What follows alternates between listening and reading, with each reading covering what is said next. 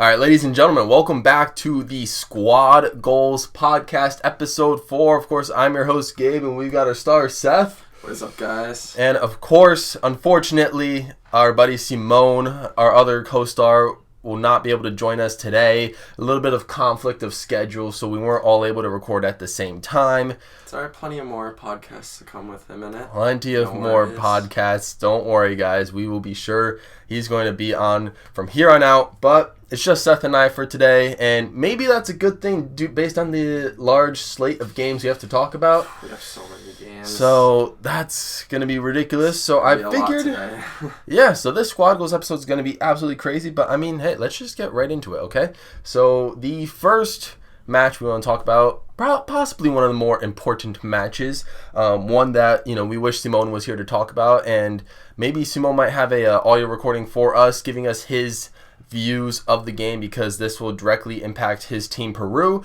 So if he supplies us with that, you'll be able to hear it right now. But Seth, this is Australia versus the United Arab Emirates in World Cup qualifying, the last match before the official final two for the last intercontinental playoff matches. And this was an interesting matchup. The winner moves on to face Peru. And in case you guys don't know, Australia did end up pulling out the win. They defeated the United Arab Emirates 2-1 in a very tightly contested game. Seth, Australia moves on to face Peru. What is your analysis of all that? Yeah, so I just want to start and apologize to our fans, because the last time we talked about this game and when we made predictions about it, I kind of threw this game under the bus. I was like, these are two really bad teams. Like, it's just not going to be interesting. It's going to be 100 degrees there where they're playing. I did say Australia would pull it out 1-0, so I didn't get the score right, but I did get the prediction, or picking Australia right. But it was actually a pretty entertaining game. And for those two teams in that where they played in Qatar, to put on a performance like that was pretty cool to see. So again, I apologize for saying it was going to be lame, uninteresting, and boring. I take that back completely, because this was actually a pretty entertaining game. So just to give you guys some stats, of course, Australia 43% possession, 9 shots, 4 on target. UAE 57% possession, 7 shots, 4 on target. So yeah, just a little bit about this game. Obviously Australia came out and won 2-1. But the UAE looked really dangerous. They looked dangerous on the counterattack, especially playing down that left-hand side, as they were able to create many chances there. There were quite a few chances on both sides, but the UAE, especially early, had quite a few chances. But honestly, at the end of the day, it was really UAE's poor defending, which ended up leading to both of Australia's goals. So that was really the difference maker there. And Australia themselves, they actually missed a couple of big chances in the second half to add to their lead, or to go up at the time. And yeah, both teams really going back and forth, creating chances, playing good football. I mean, it was really good to see Australia's combination play on the right-hand side in the second half that really allowed for some of those key chances that they had. And honestly, for UAE, it was very unlucky, because that second goal they gave up to Australia late, it was like the 84th minute. It was an own goal. It was a shot from distance. It was a good shot, very powerful, but it deflected off the guy's arm, I think, and then went in. So very unlucky. Very good game. Honestly, two very evenly matched teams, and this game really could have gone either way, but it fell to Australia this time around. And I just want to say something for Peru.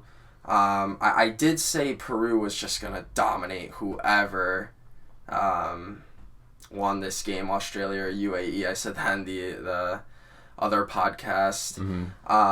But honestly, after seeing that performance from both teams, and especially Australia, because that would be their opponent, it might be a little bit more difficult than I thought for Peru, but I'm still sticking with Peru. I still think they're a strong enough team to get through. Mm-hmm. But I did just want to mention that I don't think it'll be as easy or quote unquote like a cakewalk for Peru. So yeah, good game, entertaining, and congratulations to Australia. Yeah, I mean, couldn't have said it by myself. I think a lot of people pretty much had this exact result in mind. Even the commentators at the start of the game were saying, yeah, everyone's saying that Australia is going to win this, but they're going to barely win this game. And that's pretty much exactly what happened. I mean, credit to UAE they're not even a top 50 ranked team, and they fought hard. Yeah, they really did. They fought Australia hard, and for Australia, this is a team that for sure. This is a team that normally you would expect a team like Australia to automatically qualify for the World Cup. They've done in previous years, but I don't know what happened this time. They landed in this position, and now they're facing a pretty dangerous team in Peru, I would say, at least compared to themselves. Certainly dangerous, yeah.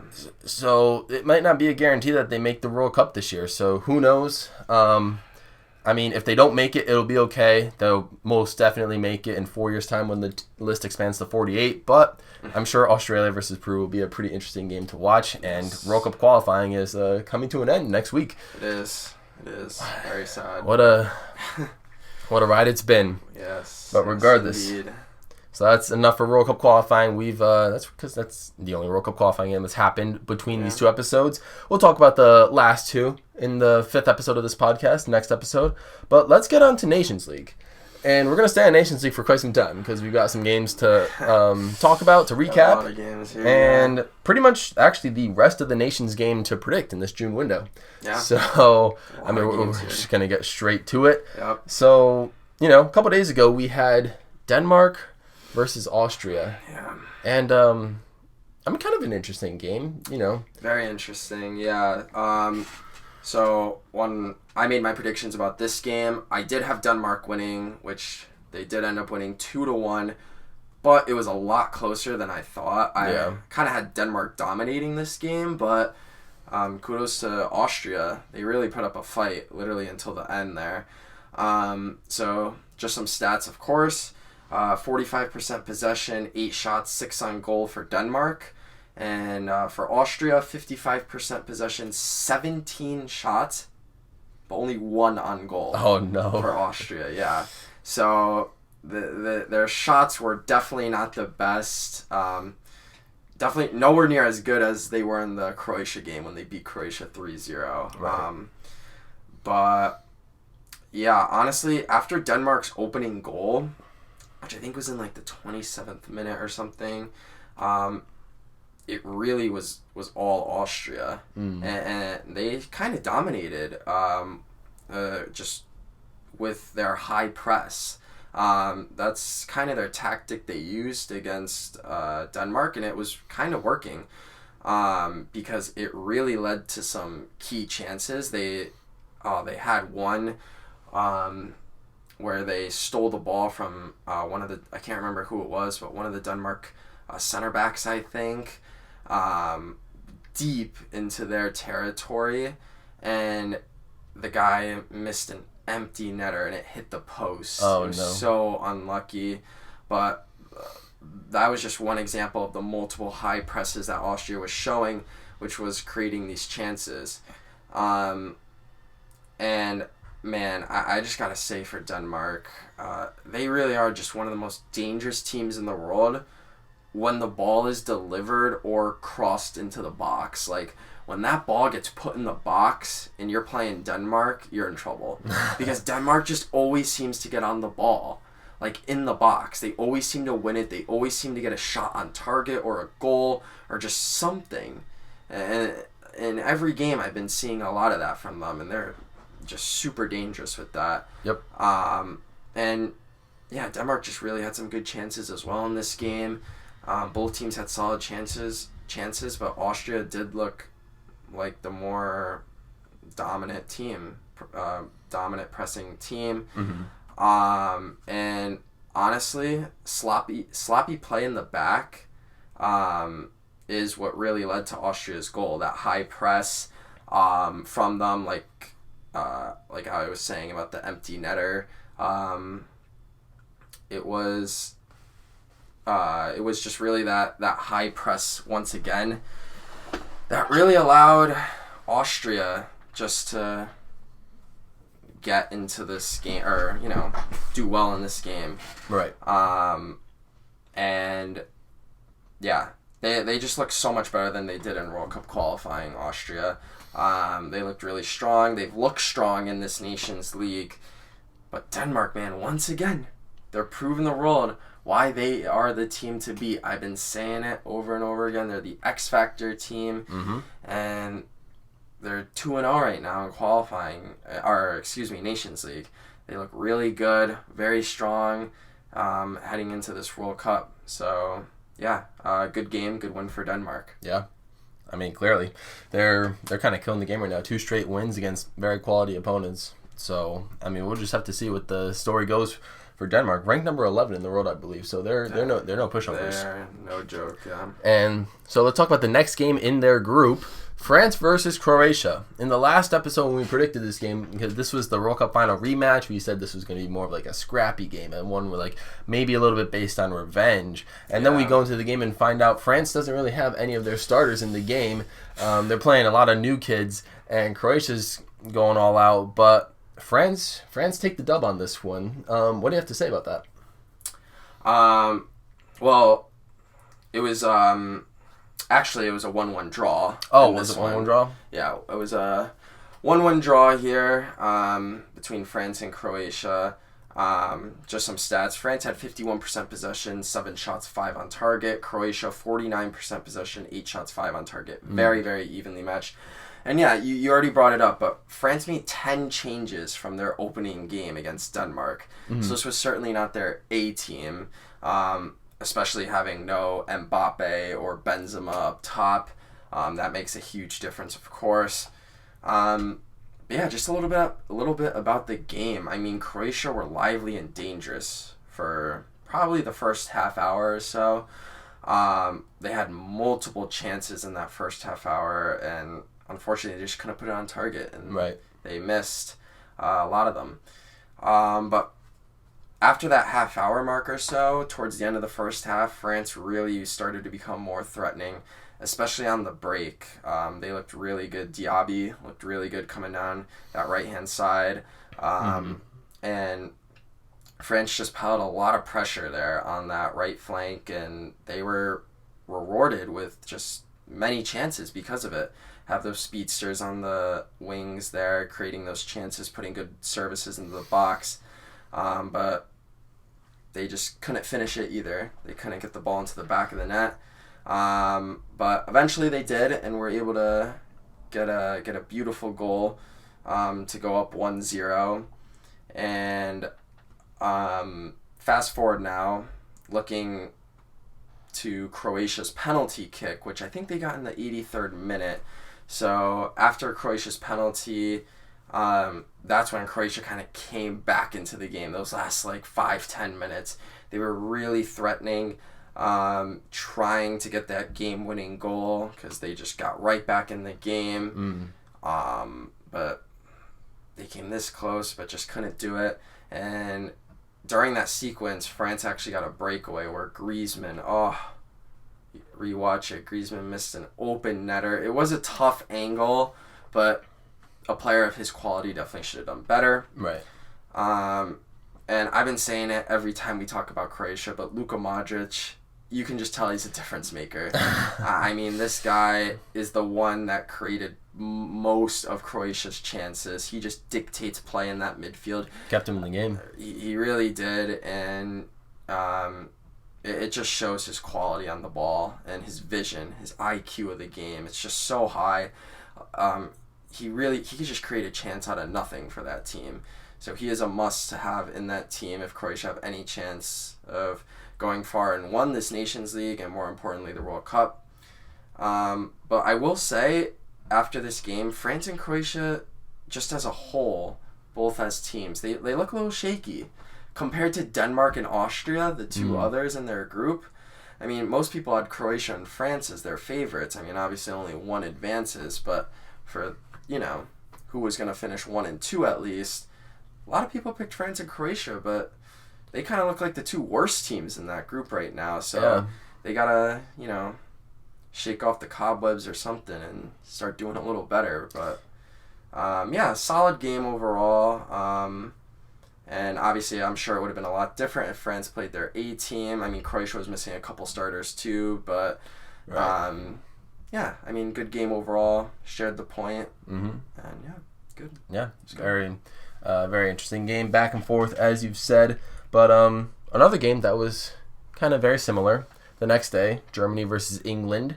Yes. And this game, I felt like either of the two teams could have taken the win.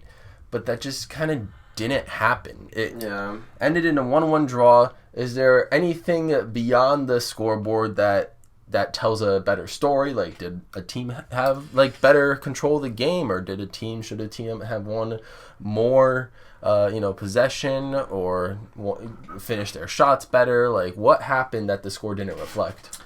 Yeah. So, just a few stats here. Germany had 63% possession.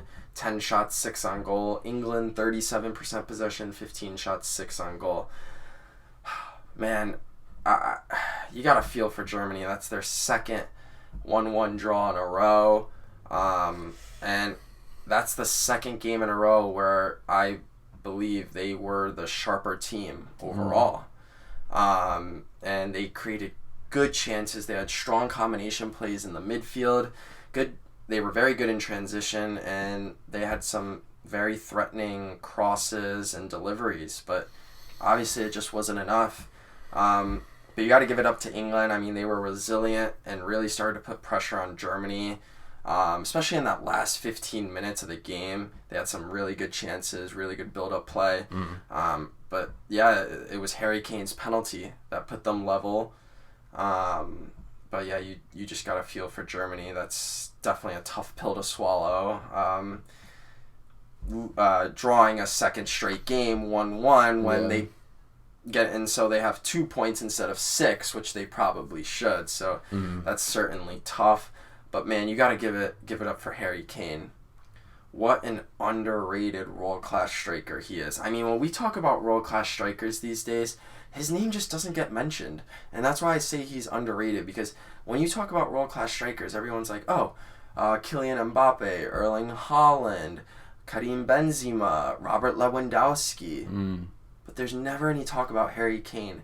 And he is up there with those guys. He is world-class, very underrated, and he is the captain of that England team for a reason. He is a strong leader and a strong striker. And they're going to need him at his best if they want to make a good run at that World Cup. And I will say, I think England got a bit lucky getting that draw. I think Germany might have deserved the win a little bit more.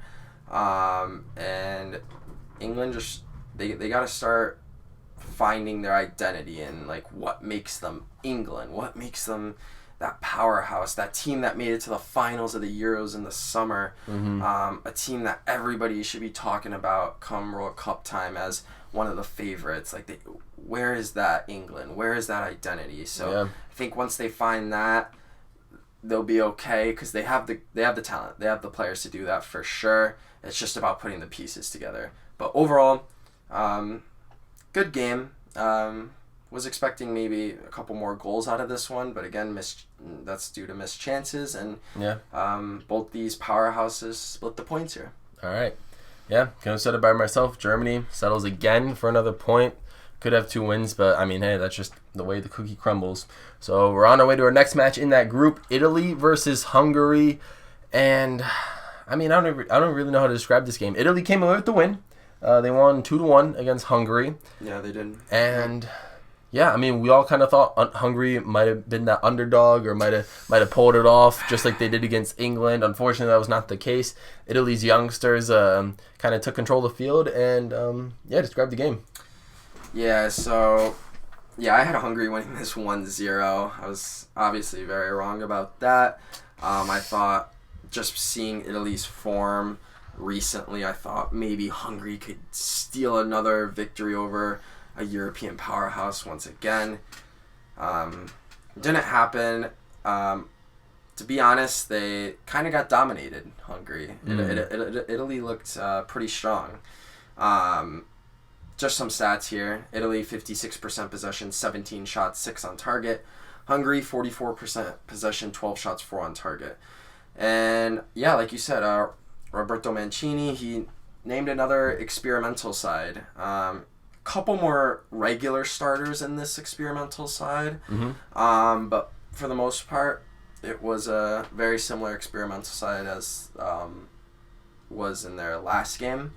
But it really didn't matter at all because Italy looked very strong.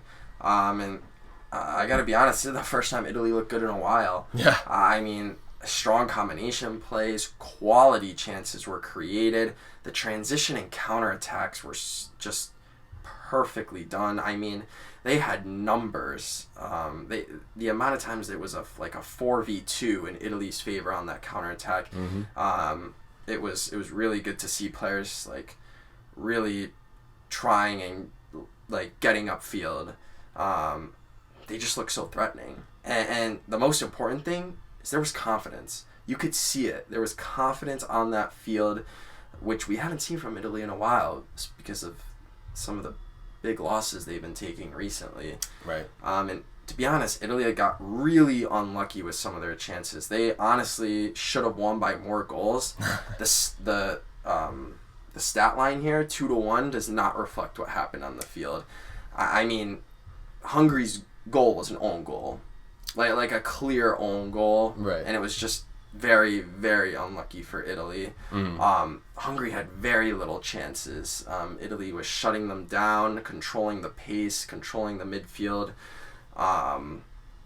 But yeah, I mean, Italy's form at the end of the day is just what got them through this game. They looked good, they dominated, and it just wasn't it for Hungary today. It just wasn't. They created very few chances, were not threatening at all, and Italy just came to play today. And this is the Italy we're used to seeing, and it was good to see them back in this form again. So good win for Italy. Definitely think they should have won by more, but it's good to see them starting to get back on the right track. Yeah, so definitely a good win for Italy, like he said. Hungary, their next match is against Germany. I feel so bad for them. They're in that worst group. They have a brutal group. So, I mean, if they could squeak out another draw, another Germany draw, then I think that'd be a win for Hungary. But anyways, so you talked about how Italy pretty much dominated that game. We're going to talk about another game that has to do with domination. Oh, boy. So you see our shirts. We're American, obviously, but we are also well over 50% Polish. And the Polish national team took a devastating, embarrassing, astronomical defeat to the feet of Belgium. A 6-1 loss. We saw the last 5 goals live in that second half. Do you want to talk about this game? Because I don't know if I do. Not really, but I have to. I don't even know where to begin. I guess I'll just start with the stats. Oh, boy. I don't even want to talk about it. I mean, Belgium, 66% of possession. That's a lot. 18 shots, 11 on target. Good God. Poland, 34% possession, 6 shots, 2 on target. Yeah, that was pretty. And this really hurts my heart to say, but this was just complete and utter domination by Belgium. Yeah, this was bad. It was 1-1 at halftime, guys. It was 1-1 at halftime, and it ended 6-1. Mm-hmm. So definitely did not see that coming. I mean, Belgium were just an unstoppable force in the second half. Constant control of the ball and pace of the game. I mean, I don't even have to go over everything because they literally did everything right. Mm-hmm. defensively, in the midfield, up top, everything. They did everything right in the second half. And I have never seen a team look so bad in one game, like a few days ago, and then look completely dominant and like a brand new team just a few days later. Yeah, it was like, it's the weirdest thing. They look like they went from being like out in the group stage potentially to being a World Cup finalist in just a few days. It was unbelievable. Oh man. And just in all honesty here, I mean, Belgium looked like how we all expect them to look. I mean, they look like the second ranked team in the world. Yeah. Like that's how good they looked. And they were just extremely dangerous. I mean, can't talk enough about Kevin De Bruyne. He was just masterful on the ball. Once again, he always is, whether it's for Manchester City or Belgium. What a player. World class. Going to go down as one of the best midfielders of all time for sure. And, man, Eden Hazard, he looked reborn in that game. He looked like prime Chelsea Eden Hazard. I mean, the Eden Hazard we've been making fun of for months now. Almost a couple years now, honestly, just for his injuries and him being out of shape and him not looking good on the pitch at all. Something happened to that game. He looked really good today, or when they played Poland in that game. He looked really good. And if he can stay in that form or continue to even get better in that form, watch out. Yeah. Watch out for Belgium. They can become dangerous just like that. Yeah, I mean, I don't even want to talk about Poland, man. No, you don't have to. They severely struggled and were burned badly on defense. I mean, it was just horrendous to watch. They were awful. Like I don't know how else to like explain or there's like no other way to put it. it. They were just awful. They were just bad. I mean, the only bright spot was that Robert Lewandowski scored the opening goal of the game. Yeah. But they had a lead, surprisingly. Yeah. Went away rather quickly, but they had a lead. But Lewandowski needs help. He can't do it by himself. He can't. So even if he scored 1, 2, or 3 goals, it wouldn't have been enough. And he just needs some help on that team because he is a world-class striker, one of the best. And he needs help. But dude is all on his own. Yeah, so I really am just shocked at that result. I mean, I predicted 1-1 in this game, I think. And it was 1-1 at halftime. And I was feeling pretty good about myself. I was like, all right, this could happen. We were saying, all right, no more goals from here on out, and you'll be good. Yeah, that just No, clearly not. Well, Poland has another game in a couple of days, and they will be facing the Dutch. And the Dutch look pretty good. I mean, they I don't know how they escaped this game with a win. I don't even know how they allowed a tying goal. There were 2 goals that happened in stoppage time. They were about to win. Then all of a sudden in stoppage time, they're tied up. They're facing Wales, by the way. And then a minute later, they score a goal in stoppage time, of course, to retake the lead, and they get their 3 points. Crazy. The Dutch versus Wales, and 2 of the 3 goals happened in stoppage time. How do you feel about that? Man, I mean, this game was just crazy to watch. I mean, just with some stats here: Netherlands 56% possession, 8 shots, 2 on target. Wales 44% possession, 8 shots, 3 on target. And man, what a dramatic win for the Netherlands! It really was. Like you already mentioned it, but they get scored on in the 92nd minute. Wales ties it up. It's 1-1. You think it's over. 2 minutes later in the 94th minute, they score. The Netherlands score again and win the game 2-1. It's crazy. Unbelievable. I will say the Netherlands played their second string team.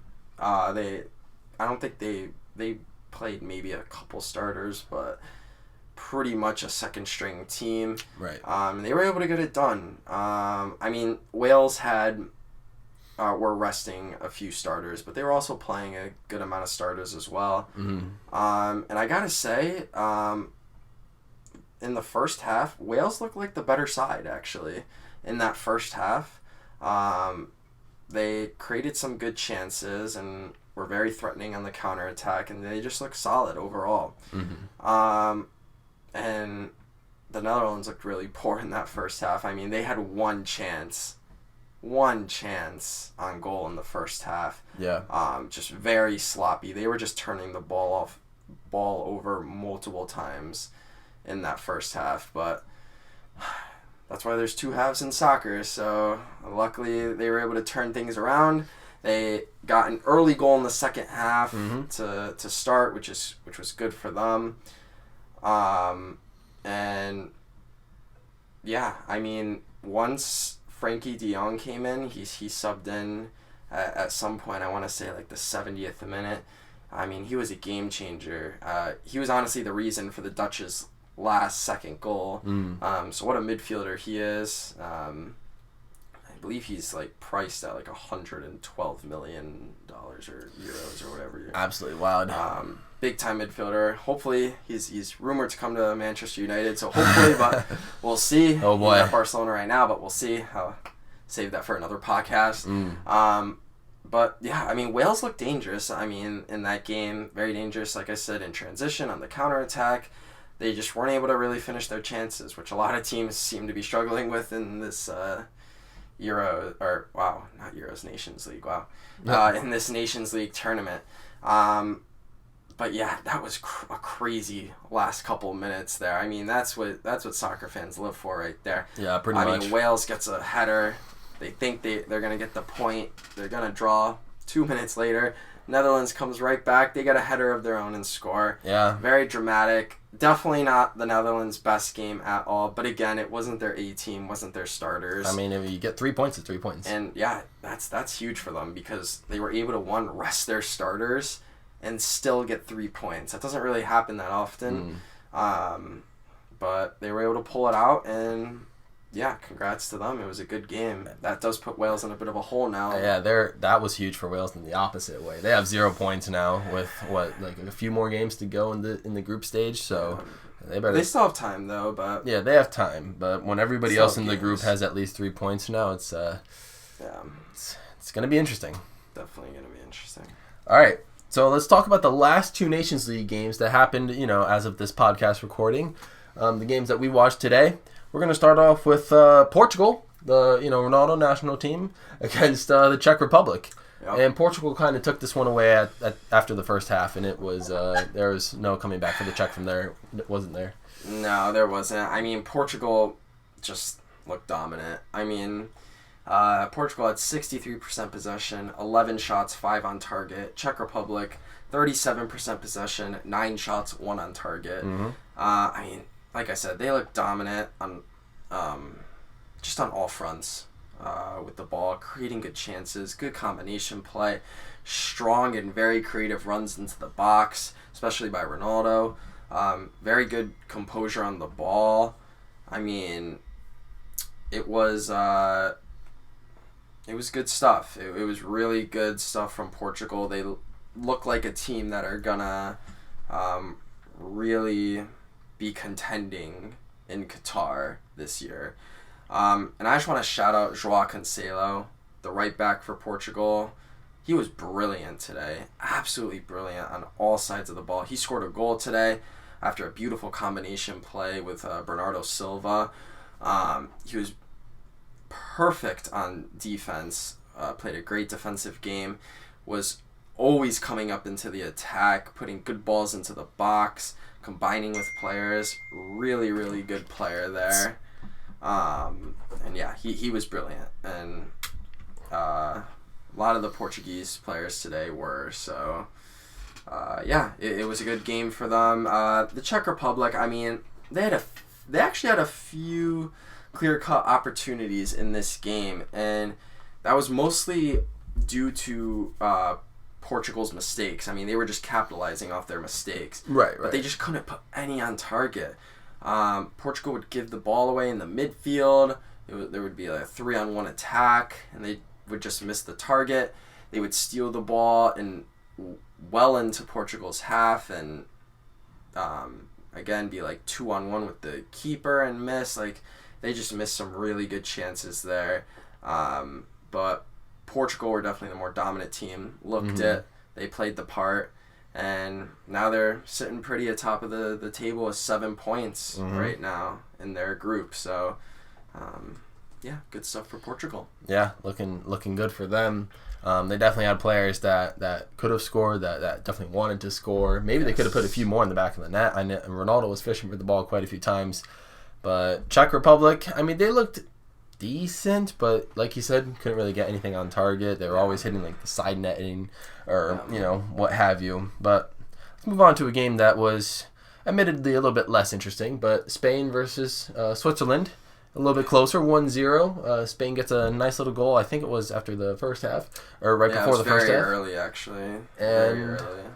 So how do you think about this game? Switzerland has 0 points now after 3 games, and Spain gets away with a win. You know, this is an interesting game because I think I had Spain winning this 2-1. So I felt pretty confident that Spain was going to win this game just due to Switzerland's form recently. Right. Just some stats. Spain, 66% possession, 7 shots, 3 on target. Switzerland, 34% possession, 7 shots, 1 on target. Those stats don't surprise me. I mean, Spain is always going to have the possession stat. I mean, they just always control the game, control the pace of the game, and really just control, the movement and the ball. They really dominate a game. They have the players to do so. They really do. And they dominated the game for the most part. But once again, they were only able to get one goal. They've really been struggling to find the back of the net in this Nations League, which is why they only won 1-0, and 2, it's their only win. It's their first win. And it's not because, well, part of it is because, there's been some poor play, especially on their defense. Right. Some holes in their defense, of course. But, I mean, they haven't been horrific. It's just they're struggling to get the ball in the back of the net. Yeah. And Spain's midfield, solid as always. Gavi, Busquets, they were good. They really helped Spain build up from the back and create chances up front, which was good for them. Again, just couldn't find the back of the net. And Switzerland, man, I mean, they had a few good chances, especially at the end, because, Spain does have a few holes in their defense, so they were able to exploit that, but they just missed the back of the net as well. They really weren't able to capitalize on those chances. Shaqiri had a couple of good ones as well, their star player, but just wasn't enough. Spain did what they had to do, got the early goal, held on to the lead for the rest of the game, won it 1-0. That's 3 points for them, and they're right back in that title race for that group.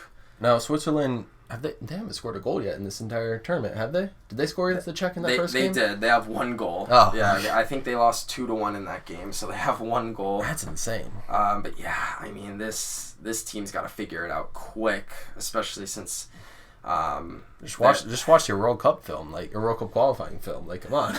Yeah, figure out what you were doing. They got to figure it out quick because they are in a tough group at the World Cup. I mean, they got Brazil in their group, and there's no doubt that Brazil is going to win that group. I believe they have Cameroon and Serbia as well. So I'm pretty sure Brazil is going to take that first spot. So it's really going to be that second spot that's up for grabs. And honestly, the way Switzerland's playing right now, it doesn't look good for them. So, they got to figure it out quickly. Yeah, I think Serbia got a win in the Nations League today in Group B or C. Yeah, I think they did. So they face Sweden, I believe. So. All right. Yeah. Anyways, those were the Nations League games that have happened, and now we're gonna get to the rest of the Nations Leagues in the let me say that again. The rest of the Nations League games in the June window that are going to be happening. We're going to predict them all because by the next episode of the podcast, all the June Nations League games will be done. Yeah, we'll be doing the analysis for them in the next one. Yep. Let's get straight to it. Some of these games are games within the groups that have not yet happened. For example, France versus Austria.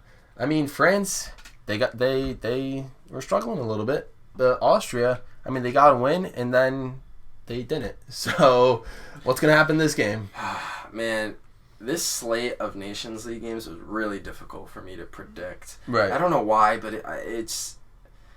it just was, and I think now that I'm thinking about it, I think the reason is there have just been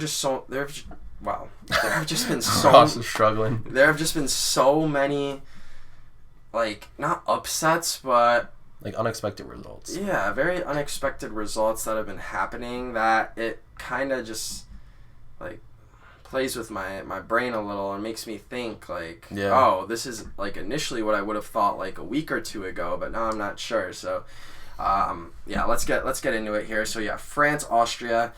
I've got France taking this 2-1 here. Okay.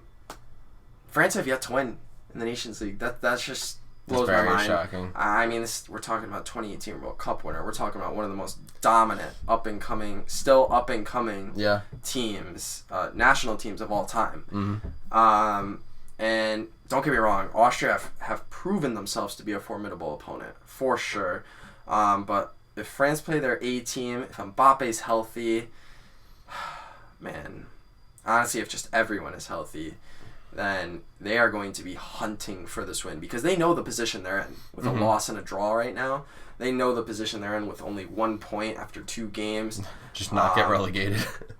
Yeah, and I mean, as solid as Austria has been, which they have been, they've been quite a surprise. I think France are just going to overwhelm them. Mm-hmm. They're going to overwhelm them, and they're going to get this win. I think it's going to be close, though, because Austria have been good.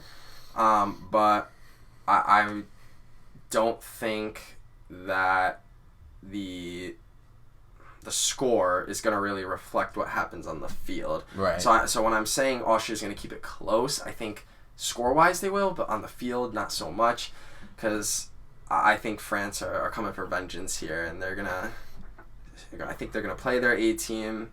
They're going to just really overwhelm this Austrian side with the amount of depth and talent they have, and they're going to go out there and get their first win and start their Nations League campaign, get it running again, basically. So, yeah, 2-1 France. Okay. I mean, yeah, and I think another reason why you might be struggling with your predictions is just because, like, you at the time of our recordings, you never know what the lineup's going to be for any of the teams. Yeah. So and I think that might sway the results. Like if they put in their A team, some teams might be more favored to win, but if they don't, it might be more close to a draw or even a loss for that team. So you never know in that case, and it makes it a lot harder to do predictions. Yeah, it does. It makes you think, and for the most part, I'm basing my predictions off if all teams are playing their A team. Right. I mean, it's probably the fair way to do it. But yeah, it does make it difficult when the next day you see the lineup sheets come out and it's like, oh, they're great, not playing they're these not guys. even playing. Yeah. Okay. Exactly. Well, next game in that group happening today as you guys are watching this, Denmark versus Croatia. Croatia has been on a little bit of a slide, still yet to find a win. Denmark kind of cruising at the moment. Does Denmark continue to cruise? Yes. Okay. Yes, they do. I mean, what have I been saying about Denmark these past 4 gotta predict podcasts? Denmark to win everything. I mean, I'm going to continue to talk about them as that X Factor team. Denmark they're just going to continue to prove themselves and why they are one of the most dangerous teams. Yeah. On not just in Europe but in the world.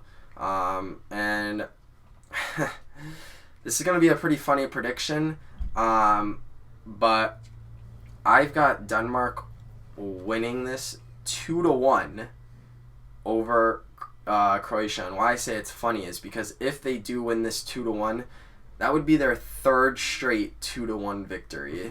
So wow. They beat France 2-1, they beat Austria 2-1.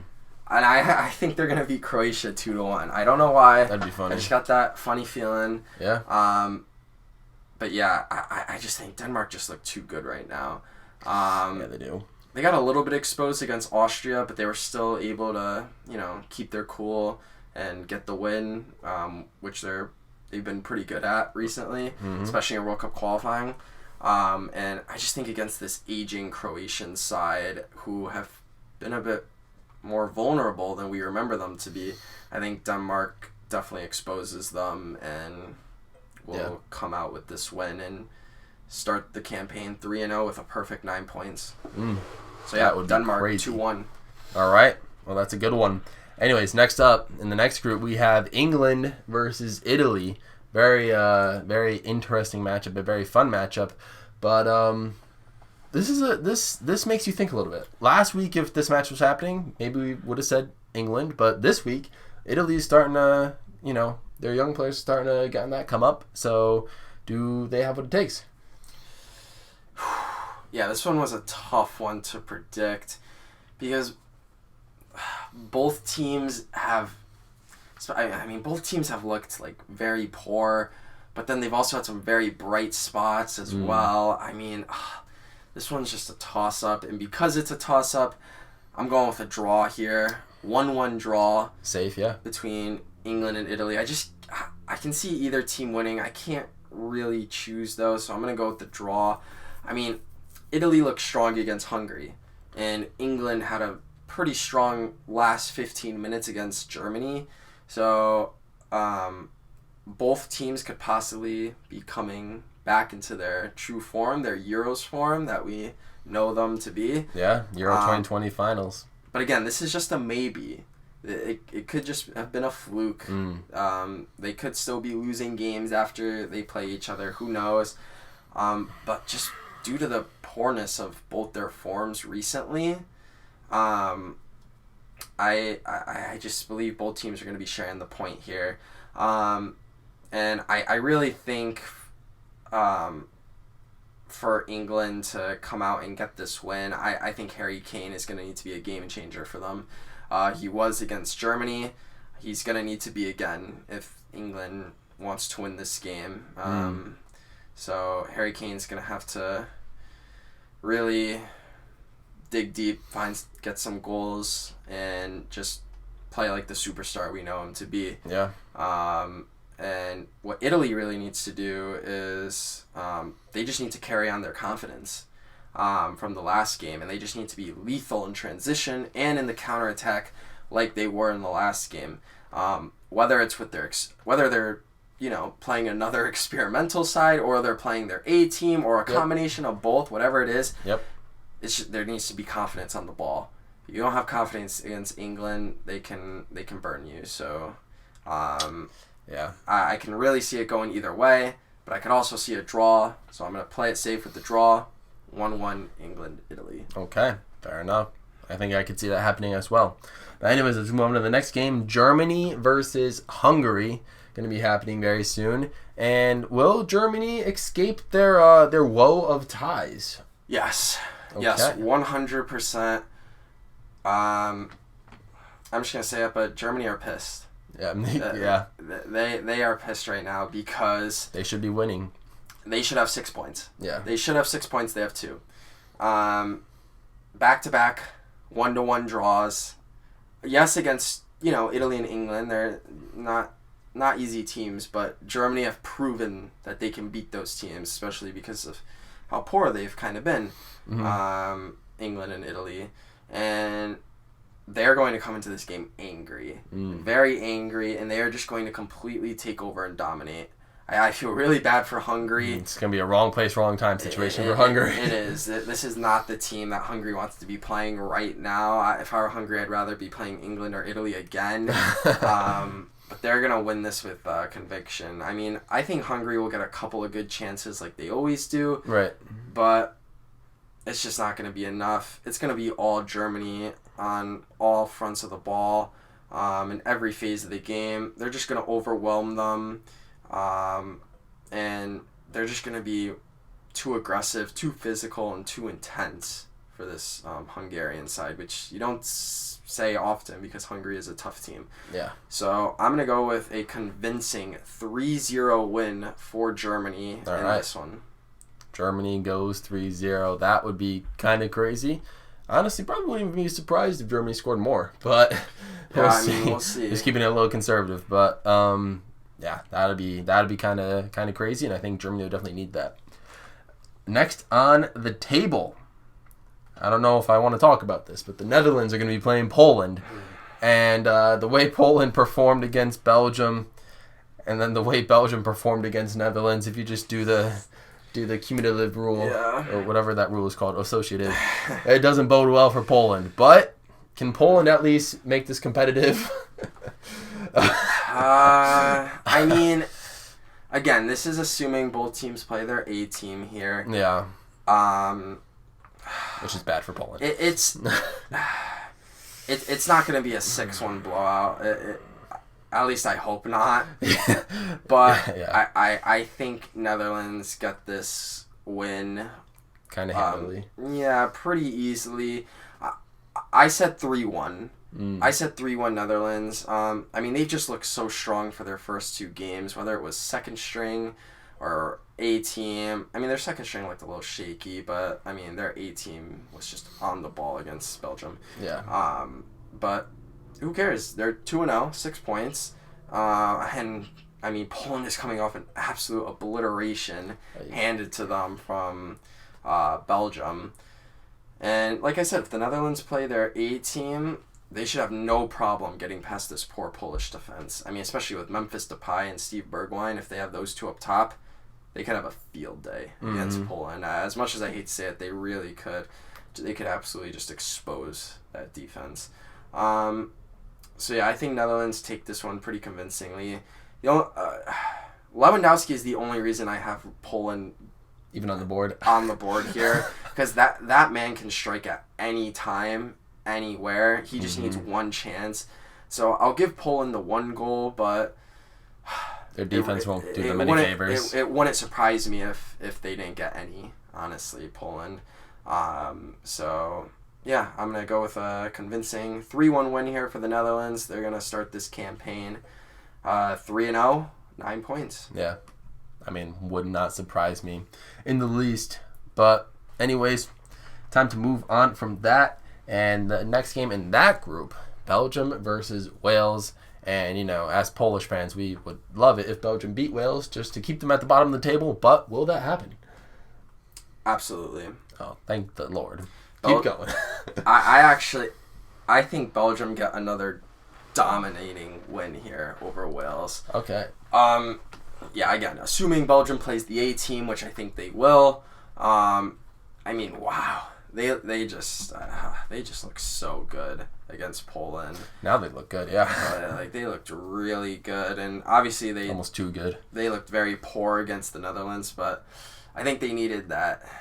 That kick in the ass to, a little wake-up call. Yeah, just wake them up and be like, hey, you guys are supposed to be one of the best teams in the world. Let's get it going here. Mm-hmm. And now they showed it. And like I said, with Eden Hazard coming back into good form, Kevin De Bruyne, if Lukaku can come back and be healthy, oh, man, this team could be firing on all fronts here. Man, oh, man. And this could be a really bad day for Wales. Yeah, Wales had a decent performance against the Netherlands, but I think it's just a different animal against Belgium. Yeah. And Wales, they're always really good on the counterattack, so I think they'll have a few decent chances because Belgium's defense is a little shaky. So it really wouldn't surprise me if Wales was able to get a goal, maybe even 2. But I think Belgium are going to be looking for their first shutout here, especially giving up 4 goals. And, I mean, they gave up only 1, but they're a team that likes to get shutouts here. Yeah. And I'm kind of going with a surprising scoreline here. This might be stretching it, but I've got Belgium winning this 4-0 over Wales here. I just think we see we continue to see that dominant Belgium we're used to, and they're going to prove all their haters wrong and show everyone why they should be considered favorites going into the World Cup. I mean, it makes sense to me. Belgium just, oh boy. I mean, that's a team you don't want to mess with right now. So let's move on to the last group, and these teams will they'll only be playing 1 game from here on out in this June window because they've already played 2, and we have, or 3 I should say. But we're going back to the top of the table. Spain is going to be playing Czech Republic in their rematch. We've covered this game a few podcast episodes ago, but now Spain, Czech Republic again. Do we get a draw again? Because Spain is having trouble finishing chances, as we've seen. But the Czech Republic, I mean, I don't know. Their defense is looking iffy, but what's going to happen? Yeah, I think Spain understands the position they're currently in, and that if they want to win this group, get out of this group, they need to keep pace with Portugal. Right. And by doing that, they need to win. They need to start winning games. So I think that's what Spain's going to do here. It's going to be close. I'm going to say 2-1 Spain over the Czech Republic here. I mean, Spain have just been in control of their last 3 games. They've been in control. They've had possession, good ball movement. But like I've been saying about them, just struggling to put the ball in the back of the net. And, you know, the Czech Republic are tough. They're a tough team. So they'll keep it close, keep it competitive with Spain. But Spain will really just be able to create, I think, multiple chances, find the holes in the defense of the Czech, and they'll do just enough to get the win, I think. But Spain's top players are just going to really need to be on their A game. They're going to really need to be playing strongly, whether that's Gavi, Busquets, Sarabia, Torres, Morata, just all of them. All of them are going to need to be playing well, combining well. Just the chemistry is going to need to be there for this Spain team. They just got to connect well, create good chances, and just put that ball in the back of the net. So yeah. I got Spain 2-1 here. Okay. And, yeah. They just gotta keep pace with Portugal. They gotta understand that. Alrighty. Well, I mean, speaking of Portugal is the next game up next. We're covering Portugal will be facing Switzerland, which last time they faced each other, it was not pretty for Switzerland. Portugal kind of dominated. And it's not gonna be pretty again. No. It's not gonna be pretty again. I got Portugal winning this 3-0 this time. Not 4-0, but 3-0. Does Ronaldo score? I think he does. Okay. Yeah, he gets a goal. Okay. I'm gonna say that every game. He's gonna score. He'll score at least one. Yes. Man, Switzerland just look like one of the worst teams. I was just about to say, yeah. And not just like their group, but in all of Group A. Yeah. Like in all these games we've been covering, I think they look like one of the worst teams. I was actually just about to say, yes. I think out of the Group A, Switzerland, I think, has been the most disappointing. They really have been, and no points so far. No points, and Portugal have been in such fine form. I think they just take care of business once again, just as easy as they did last time. Just too much attacking talent for Switzerland to handle. Switzerland's defense have just been in shambles and have looked so poor.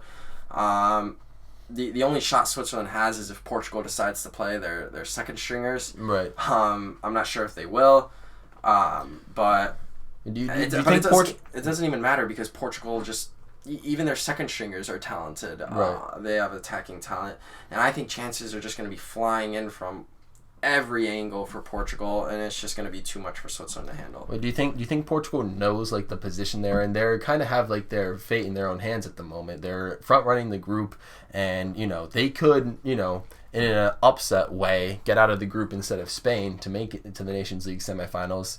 I mean, they won the Nations League before when it was conceived for the first time. So they won the first one. You think they're looking to do that again? 100% they are. They would love to just knock Spain out and make sure they don't get to the semifinals of the Nations League, and make sure they do. So they understand the position they're in. They realize they got a couple points up on Spain because Spain had that draw with Czech Republic, which was almost a loss. Right. So I think Portugal realizes, all right, if we can do this again to Switzerland, and then they hope Czech Republic can maybe get another draw or even a win off of Spain, that puts them in a really prime position come September when Nations League action comes back. Yeah. And yeah, they understand. They understand that they're kind of in control of their own destiny. If they win their next 3 games, they're in. If they beat Switzerland, if they beat Czech again, if they beat Spain again, or even just draw Spain again, they got it. Yeah. So they understand the position they're in 100%, and they're going to keep the pedal to the metal, and they're going to go out and get this win. Okay. It'll be very interesting to see how Portugal continues to do in their group. But yeah, I do see Portugal winning this one against Switzerland as well. I don't think it's going to be very pretty either. But let's go back. Let's go back to the top of the table on Group A, or League A, I should say. We're going to talk about all the teams we pretty much just talked about. Yeah. And we're going to see how this goes. Right at the hour mark, too. Look at us go. So first, Denmark is going to go up against Austria. Last time they played, Denmark took a narrow win. Is that the same thing going to happen? Yes. The same thing is going to happen. I mean, I will forever be backing this Denmark team. Denmark is just going to continue their hot streak of winning by narrowly escaping Austria. I've actually got Denmark only winning this 1-0 against Austria here. I think this is going to be a great game again, a rematch. It's going to be so good. Two teams that really battled it out in the first game are going to battle it out again. But I think Denmark's just overall talent and just their willingness to score and their willingness to find the back of the net, create chances, and just win games. Denmark wins games. Mm-hmm. They did it in World Cup qualifying. They went 9-1, I believe, in World Cup qualifying, only losing one game. I mean, I seriously, it really wouldn't shock me if Denmark ends this June window 4-0 with 12 points. Like, it just wouldn't shock me. Mm-hmm. And like I talked about earlier with Denmark, I mean, if they just are able to get multiple services into the box, they'll be extremely dangerous. It could spell quick trouble for Austria, because that's just where Denmark's been the most dangerous, just whipping balls into the box and getting on top of those balls and finishing them. And yeah, I think it's going to be close, because now these teams know each other a little bit better.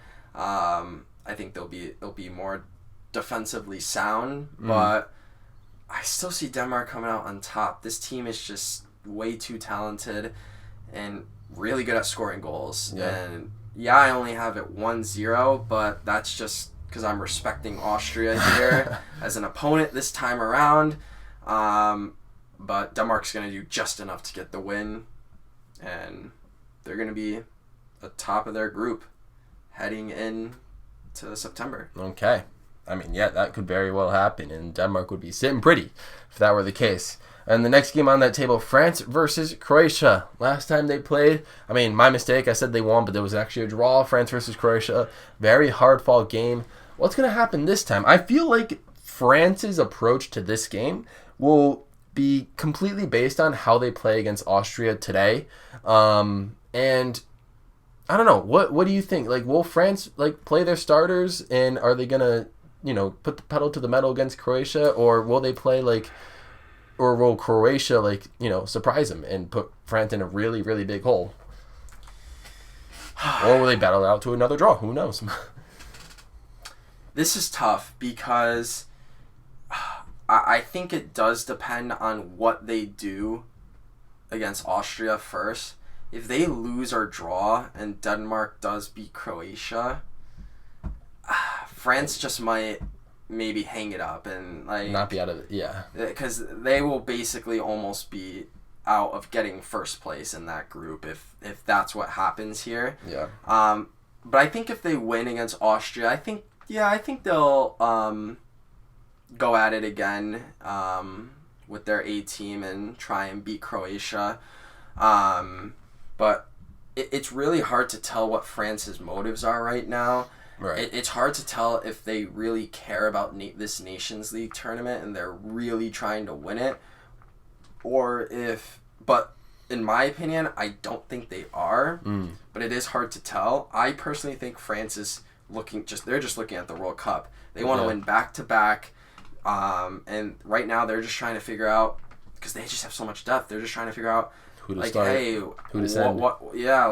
What's the team we're sending to Qatar? What's our starting 11 going to look like? What tactics and formations are we going to use? So, I could that's what they're using the Nations League for. I think that's my opinion, but I could be completely wrong about that. They could maybe really be trying for this Nations League, but I don't know. I just don't see it with France right now. I just think they're looking ahead.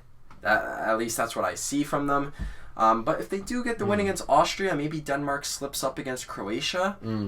Yeah, you could see France, bringing out the A team once again. especially since this would be the last game of the June window for them. Right. I mean, obviously they'll have a couple games in September to try things out, but it'll be the last game for a few months, so maybe they would just want to roll with the A team, see how they look one more time. Right. But yeah, so about the game now. If France does play the A team, I actually have France winning this time around. I got them 2-0, winning this 2-0 pretty convincingly. I think they're going to get back to their winning ways, get revenge on Croatia. They're just going to show the world, why they won the 2018 World Cup and why they're going to be one of the biggest threats at Qatar and why they're the third ranked team in the world. Mm-hmm. I mean, they've gotten off to a very slow start, of course. A loss and a draw, 1 point. But I think that will change against Croatia, depending on what they do against Austria, depending on what Denmark does against Croatia. But I think it could change. I just don't think Croatia, if they play the A team, is going to be able to keep up with the speed and the intensity and just the youth of this France team, because I've talked about it before. Nice and young, yeah. This Croatian team is aging. They're old. Unfortunately, they are aging, and it's just going to be too much for them. So France, I think, will take this one 2-0. Okay. Oh, fair enough. Oh, and apologies, just wanted to mention one more thing here. Like I said, France they have a lot of depth, and I think Luka Modric is going to have his chances. I mean, as one of the best midfielders of all time, he'll create chances. Croatia will threaten a little, but it just won't be enough to get past the European giants, France, just because of how dominant of a team they are, with whoever is on the pitch. I mean, presumably they're A team, but, I mean, their backups are also pretty solid. Are better than most European starting teams, so that could be a problem. But you never know. Luka Modric is a magician. You never know what he can do by himself, but I just don't think he'll be able to carry it alone this time around. Yeah, no, makes sense to me. Okay, well, we'll see how that group closes its window out in June. But a few more games to cover here. The rematch between England and Hungary. Yeah. Oh boy, can Hungary get another triple points on England? Or will England, shoot back with convincing fashion? Yeah, England are going to take this game. Okay. England were embarrassed by Hungary after losing to them for the first time in 60 years. Yeah, no, that's kind of rough. It's not going to happen again. England will get their first win of the Nations League here, because I had them drawing against Italy, so I think this is where they'll get their first win. It'll be pretty convincing. It'll be a strong showing by them. I think Harry Kane's going to get a brace here. Okay. I have England winning 3-1 here against Hungary, and England, they're just going to look dangerous. I think they're going to look very dangerous for the first time here. Just as dangerous as they did in the Euros, which got them all the way to the finals. Right. I think this is going to be a good match for England to end the June window on, going into September. Because I think this is where they put it all together here at the end. So yeah, 3-1 England. Okay, yep, fair enough to me. Next one might be one of the most intriguing matchups of the remaining window. Germany versus Italy. Of course, we saw this matchup already a couple days ago. They tied 1-1. Yeah. But if I were predicting this game, I wouldn't really know what to say, just because I think it's going to depend on how they play these next games before they face each other, how Italy does against England and how Germany does against Hungary. But depending on those games' results and whatever happens, based on what we know now, how do you think Germany is going to fare against Italy? This is a tough one, but I actually think Germany pulls this one out. Okay. I think Germany's a bit disappointed that their A team couldn't get it done against Italy's experimental youngsters. Yeah. The first time around, and I don't think Germany's gonna forget that one. But I don't think Germany wins by much. I got Germany winning this 2-1 here. I think Italy keeps it close. Okay. Especially just after what we saw in that first game. Right. But yeah, I think Germany, just their midfield with Kimmich and Goretzka, they're just gonna boss the midfield over Italy, and The forwards are just going to expose the Italian defense a little bit better than how they did last game with Sane and Gnabry and Werner. They're just going to overwhelm that defense this time. They're just going to be more intense. And, right. When you think of Germany, you think of strength, you think of power, and that's usually what this team is. And they weren't very intense last time around. That's going to be different this time around. So, okay. I think this time they finished their chances because they missed quite a few in the last one, which could have had them win it 2-1. Right. But now I think they are going to win it 2-1 this time. Like I said, just more physical, more intense. They'll be, and it's just going to be too much for Italy. Right. 2-1 Germany here. Yeah, that would be really helpful for Germany. I mean, this group at the moment's wide open. Yeah, it's one of the closest groups. Anyone's group, honestly. It's very hard to tell. But I think Germany, in my opinion, as of right now, they look like the best out of the 4 teams. Yeah. Which is crazy because they're the only ones without a win at the moment. I know. But who knows? Crazy. That might all change. They might just go on a non-stop win streak, 3-4 in a row. They deserve a win for sure. Yep. Look at it. It's coming. 100%. Now, back to the rematches of the games that happened just yesterday for us, a few days ago for you guys. Netherlands going up against Wales. Does Netherlands pull off another miraculous stoppage time winner against Wales? Like, how's this game going to play out this time? I don't know if it'll be another stoppage time, but I think this is going to be probably one of the most fun and entertaining games again. I actually have the Netherlands winning this 3-2. Ooh. High-scoring game here. Like I said, I think it's just going to be fun and entertaining.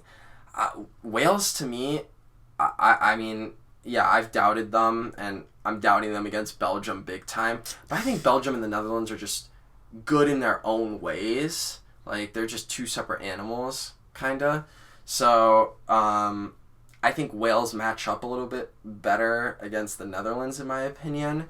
And the Wales are just like, I mean, you saw their game against Ukraine, and you saw their game against Netherlands just yesterday, and they're just annoying. They're just an annoying team that doesn't go away, that always can get you on the counterattack whenever, with Danny James and Gareth Bale up top, and they can strike at any moment.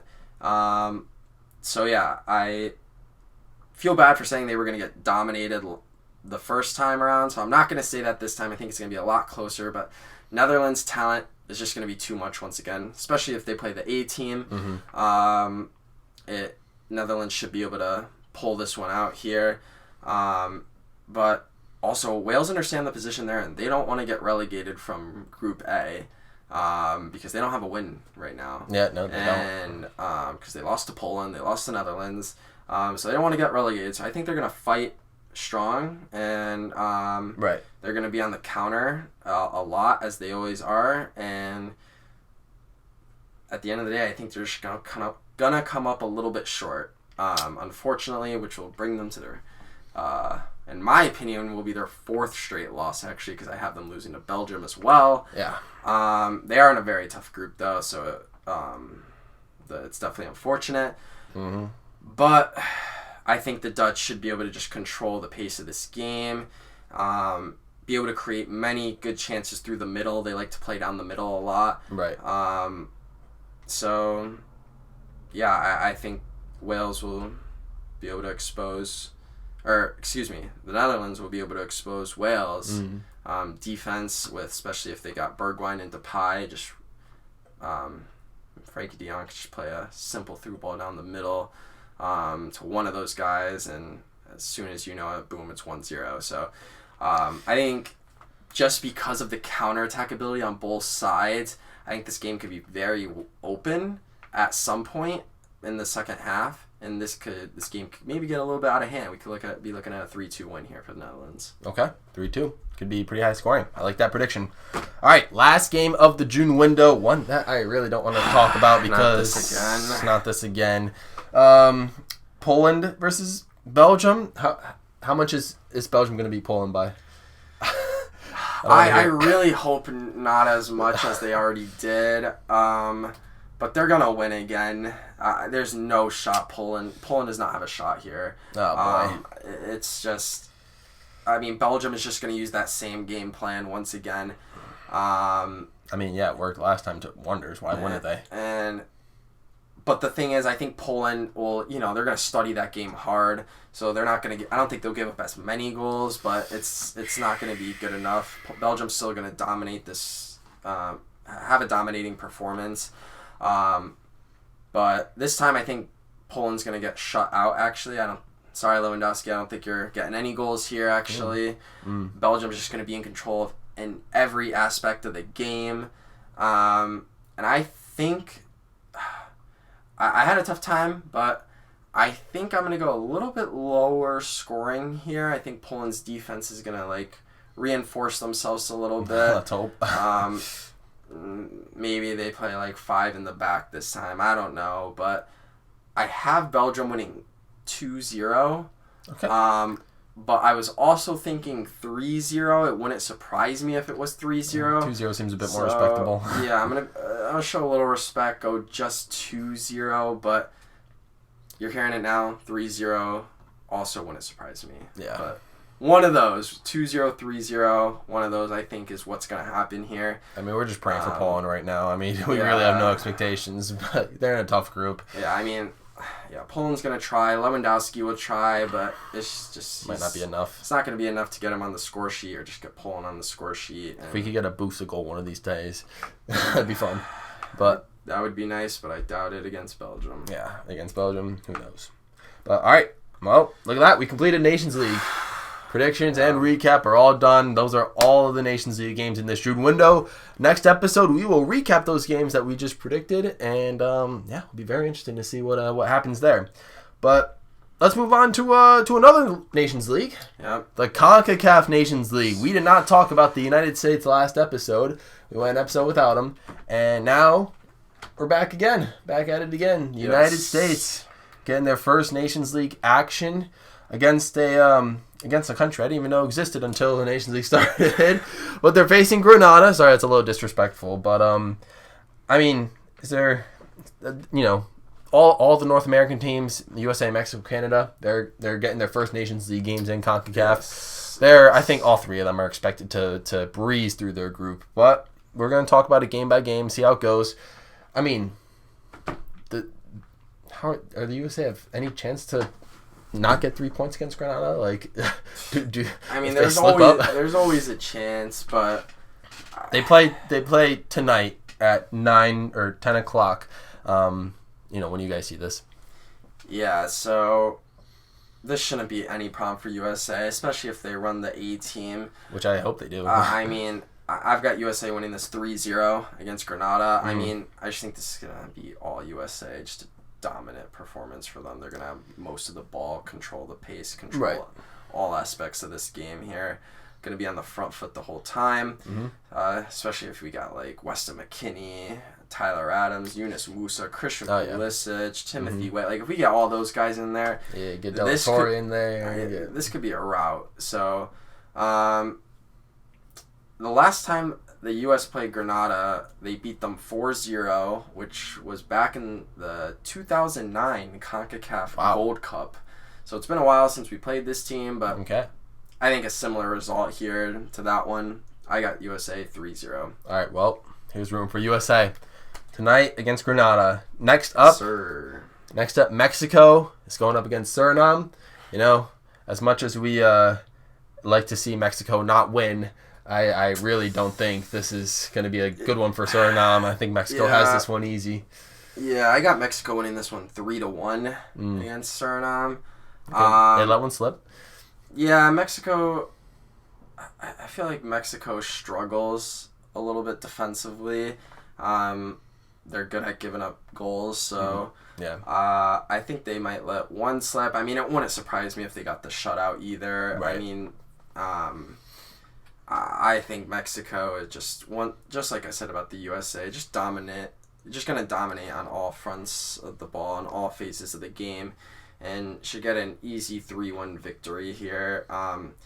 This could be wrong, but when I looked it up, it said the last time that Mexico played Suriname was when Mexico beat them 8-1 during World Cup qualifying. Wow.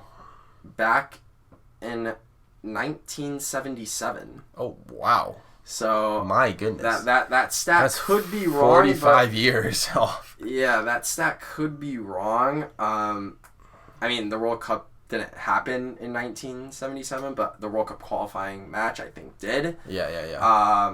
So I think if that's true, then this is the first time in a while these guys will be playing each other. But I don't think it'll be 8-1, but you never know. It could be. But I think Mexico will.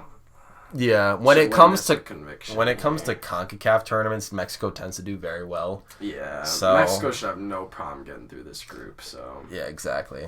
Yeah. But next up on the table, Panama versus Martinique.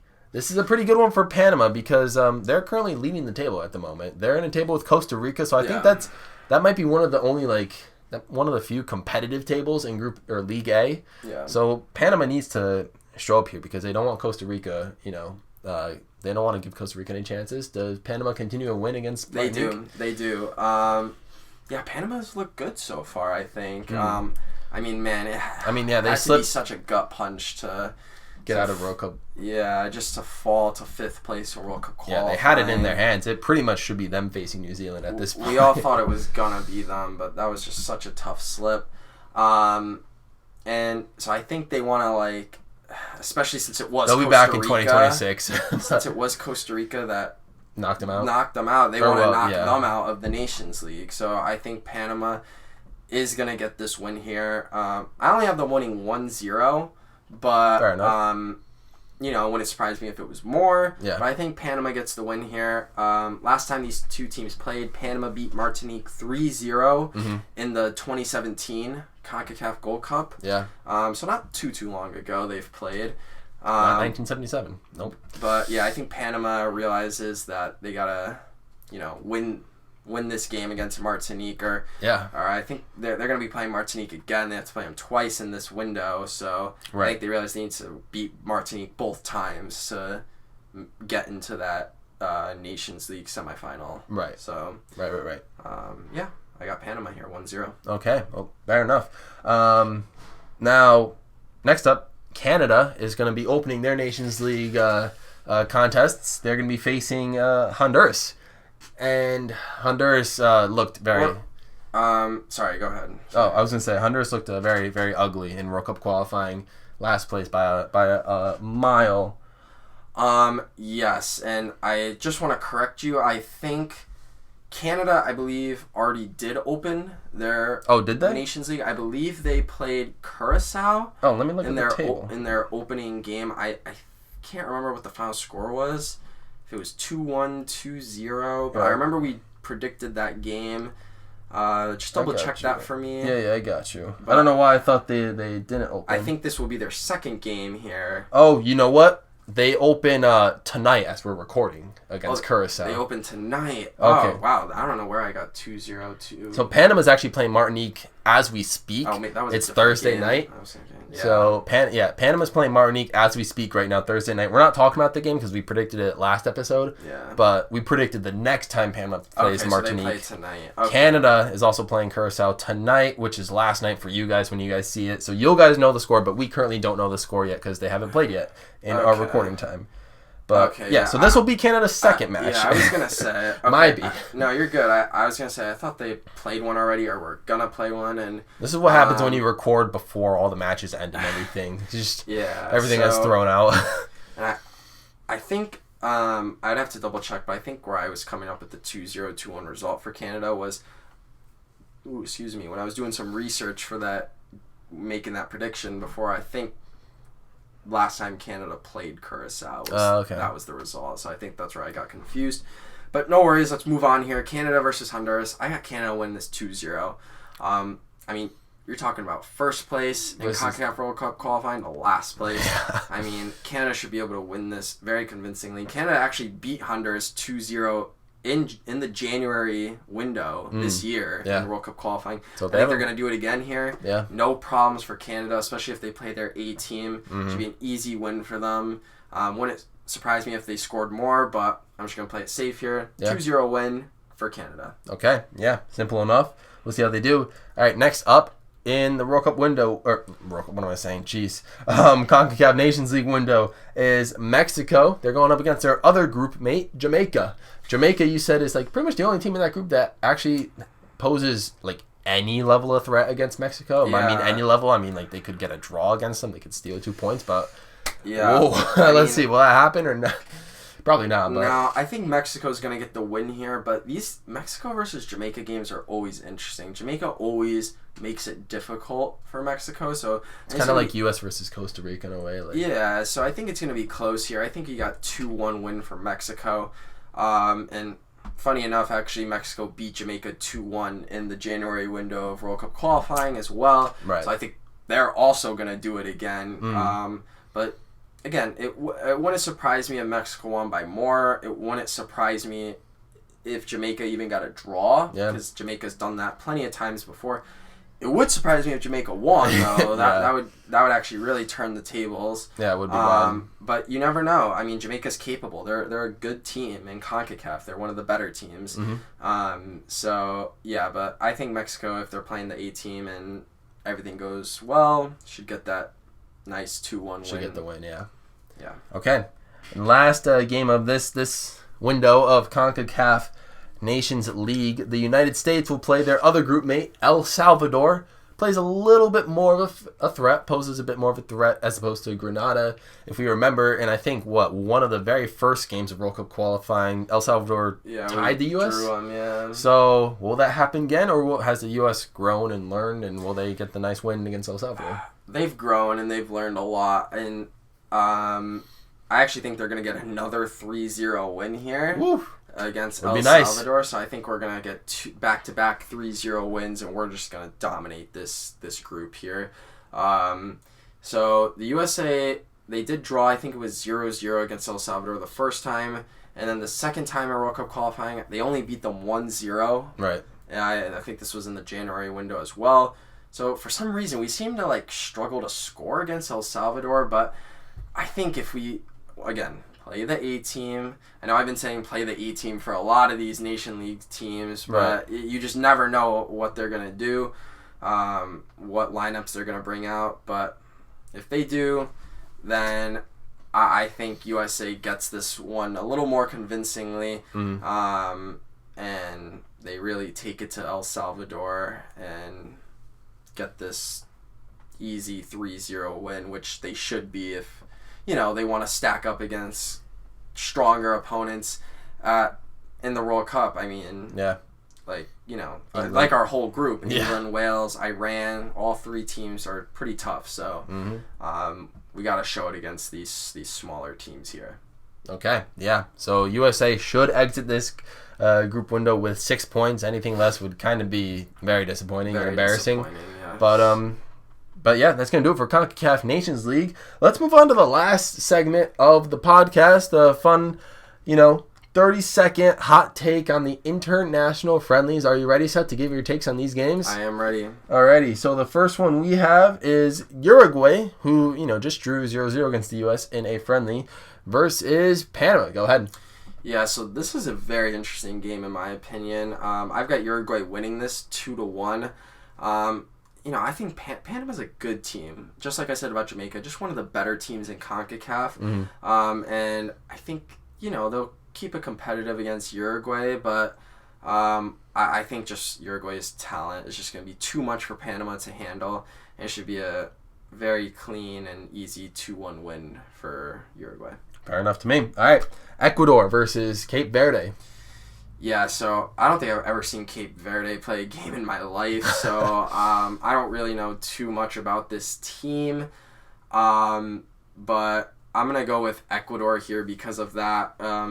With a nice 3-1 win, I think Ecuador should be able to handle business against a team like Cape Verde, especially since they will be in the World Cup in a tough group, so Ecuador should be able to handle business here with no problem. Okay. Albania versus Estonia, who just got clapped 5-0 against Argentina. What happens? Yeah, so Albania is a little bit of an underrated team. I think they're actually in Group B in the Nations League. Okay. So they're one of the better teams, and I've got them winning 2-0 over Estonia here.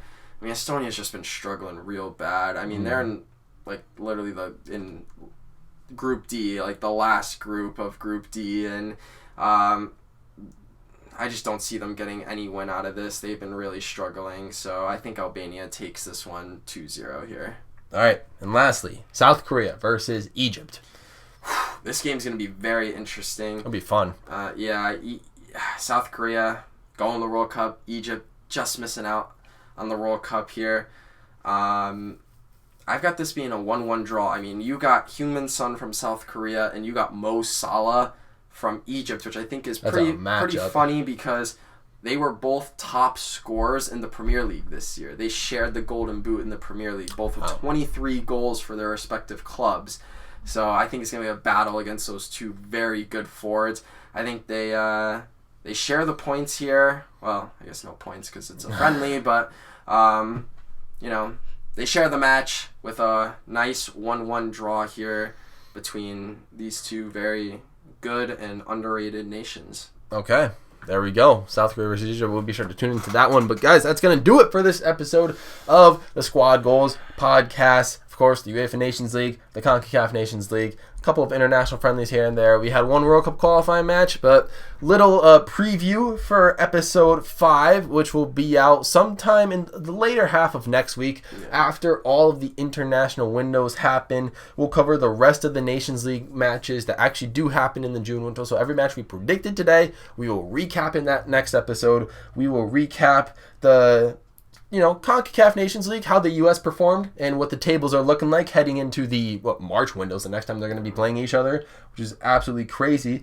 And, of course, we're going to be talking about the World Cup. Which teams made it in? Does Peru, our co-star Simone's nationality, do they get in? We're rooting for them.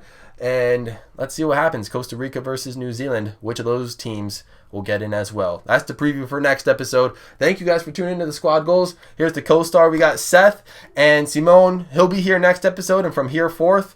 But I'm your host, Gabriel Lurziak, signing out. See you guys. Peace.